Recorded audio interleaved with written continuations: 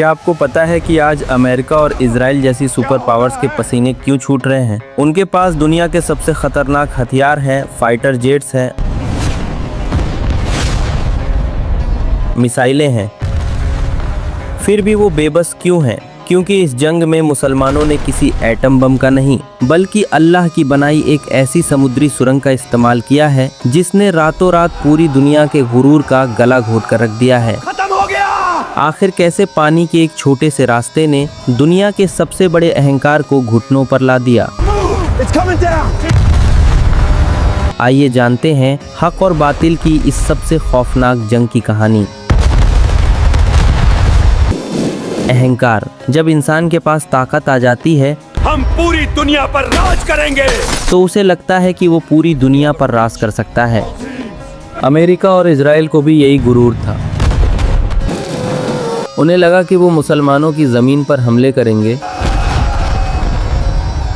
उनके लीडर्स को शहीद करेंगे Watch the rear SUV. और कोई उनका कुछ नहीं बिगाड़ पाएगा। लेकिन वो भूल गए थे कि अल्लाह की तदबीर सबसे बेहतरीन होती है। ईरान के बिल्कुल पास समंदर का एक छोटा सा रास्ता है जिसे स्ट्रेट ऑफ हॉर्मुज कहते हैं। दिखने में ये महज पानी की एक पतली सी लकीर है, लेकिन असल में ये दुनिया की इकॉनमी की शहरग है। ज़रा सोचिए, कुवैत, इराक, कतर, यूएई और सऊदी अरब जैसे मुल्कों से जो करोड़ों लीटर तेल और गैस निकलती है, वो सब इसी एक छोटे से रास्ते से होकर पूरी दुनिया में जाती है। ये रास्ता कुल 40 किलोमीटर चौड़ा है, लेकिन बड़े जहाज़ों के गुजरने लायक गहरा पानी सिर्फ 3 किलोमीटर के हिस्से में है, बस 3 किलोमीटर। आज आपके घर में जो गैस जल रही है, आपकी मोटरसाइकिल में जो पेट्रोल है, यहाँ तक कि आसमान में उड़ने वाले हवाई जहाज़ सब इसी रास्ते के मोहताज हैं। दुनिया का 20% से ज़्यादा कच्चा तेल हर रोज़ इसी सुई की नोक जैसे रास्ते से गुजरता है। सालों से अमेरिका इस बात को जानता था, लेकिन उसे अंदाज़ा नहीं था कि एक दिन यही पतली सी गली उसका सबसे बड़ा अजाब बन जाएगी। हमारा अजाब है। गुरूर में अंधे होकर अमेरिका और इजराइल ने एक बहुत बड़ी भूल कर दी। उन्होंने अपने 200 से ज़्यादा फाइटर जेट्स ईरान की तरफ भेज दिए। आसमान आग उगलने लगा। उन्होंने ईरान के supreme leader Ayatollah Ali Khamenei और कई मासूम बच्चों को शहीद कर दिया।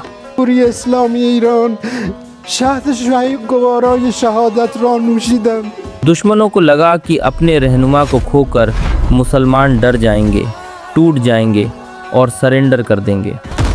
लेकिन तारीख़ गवाह है, जब जब बातिल ने हक़ को दबाने की कोशिश की है, वो और मजबूती से उभरा है।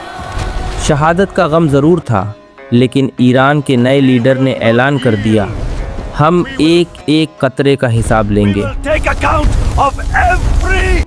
और फिर ईरान ने अपना वो ब्रह्मास्त्र निकाल लिया जिसकी गूंज वॉशिंगटन से लेकर तेल अवीव तक सुनाई दी। अचानक समंदर के बीचों बीच तैरते हुए बड़े बड़े जहाज़ों के रेडियो पर एक भारी आवाज़ गूंजने लगी। ये ईरान की नेवी का फरमान था।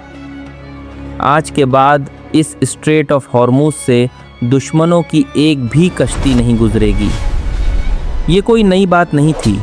अगर हम तारीख़ के पन्ने पलटें तो आज से ठीक 50 साल पहले, जब अमेरिका और इजराइल मिलकर मुसलमानों पर जुल्म कर रहे थे, तब सऊदी अरब के अजीम लीडर शाह फैसल ने भी इसी तेल को अपना हथियार बनाया था और पूरी दुनिया को अपने सामने सर झुकाने पर मजबूर कर दिया था।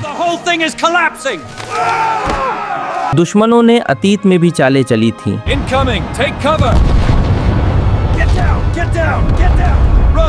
50 साल पहले अमेरिका ने सद्दाम हुसैन को मोहरा बनाकर ईरान के लीडर आयतुल्लाह खुमैनी पर हमला करवाया था।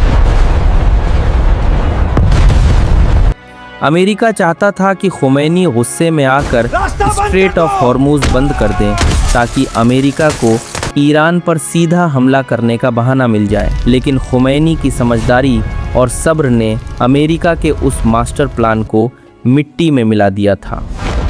लेकिन आज वक्त अलग था। दुश्मन ने हदें पार कर दी थीं और अब पलटवार का वक्त आ चुका था। ईरान की नेवी के उस एक ऐलान ने पूरी दुनिया में भूचाल ला दिया। Attacks have begun. Seek shelter immediately. Straight of Hormuz को पूरी तरह ब्लॉक कर दिया गया। देखते ही देखते समंदर में ट्रैफिक जाम लग गया। लाखों बैरल तेल लिए बड़े बड़े जहाज पानी में कैद होकर रह गए। और बात सिर्फ रास्ता रोकने की नहीं थी। ईरान ने अपनी छोटी छोटी लेकिन बेहद तेज़ बोट्स की मदद से समंदर के चप्पे चप्पे पर खतरनाक माइंस बिछा दिए। अगर अमेरिका या इजराइल के किसी जहाज़ ने बिना इजाज़त आगे बढ़ने की हिमाकत की तो समंदर उन्हें निगल लेगा। डोनाल्ड ट्रंप और अमेरिका की फ़ौज तिलमिला उठी। उन्होंने ईरान की माइंस बिछाने वाली बड़ी शिप्स को तबाह करने की कोशिश की, लेकिन ईरान की रणनीति इतनी ज़बरदस्त थी कि उन्होंने एक साथ सैकड़ों छोटी नावों का इस्तेमाल शुरू कर दिया। अमेरिका के महंगे और बड़े हथियार इन छोटी और फुर्तीली नावों के सामने बेबस हो गए।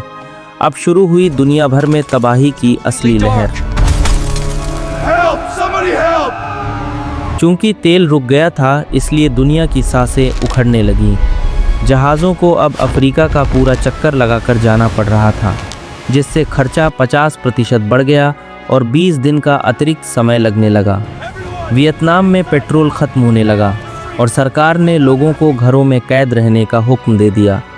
यूरोप, जो कभी अपने पैसों पर गुरूर करता था, वहाँ गैस की कीमतें 50% बढ़ गईं। यूरोपीय लोगों को 3 बिलियन यूरो का नुकसान उठाना पड़ा। बात सिर्फ तेल की नहीं थी। इस समंदर के नीचे से दुनिया को इंटरनेट से जोड़ने वाली फाइबर ऑप्टिक केबल्स गुजरती हैं।